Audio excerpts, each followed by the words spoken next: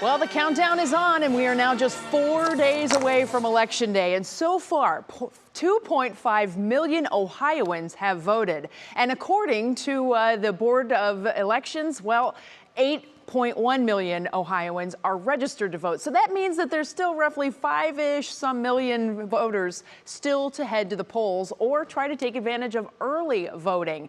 That's where we want to take you now, into that inside of early voting. Brandon Simmons is following this for us today. And Brandon, you know, I know there's a lot of people who are waiting and watching. We only have 4 days and 5+ million voters still to vote. So what if voters haven't requested an absentee ballot? Can they still do that?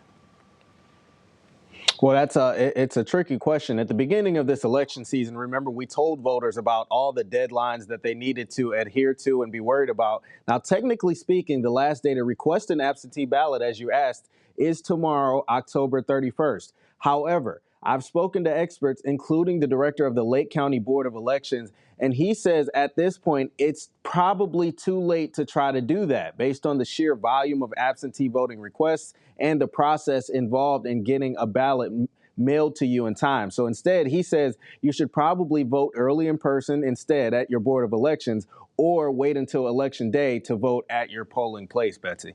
All right, Brandon. So what if voters received ballots? Do they still have time to put that stamp on there, get them in the mail? Is there time?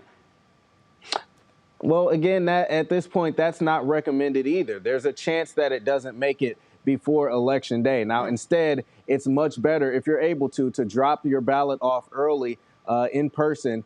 Any day before Election Day, you can use one of those ballot drop boxes. And if you wait until Election Day, you can also drop off that absentee ballot in person to your Board of Elections office and hand deliver it. Now, if you choose to put it in the mail, there's a chance that your ballot doesn't get to the Board of Elections before Election Day. Now, if it arrives late, not all is lost. It's not included in the unofficial vote total that everyone looks at on election night. But as long as it's postmarked by November 2nd, it will still be counted in the official results as long as it's delivered by November 13th, which is 10 days after the election.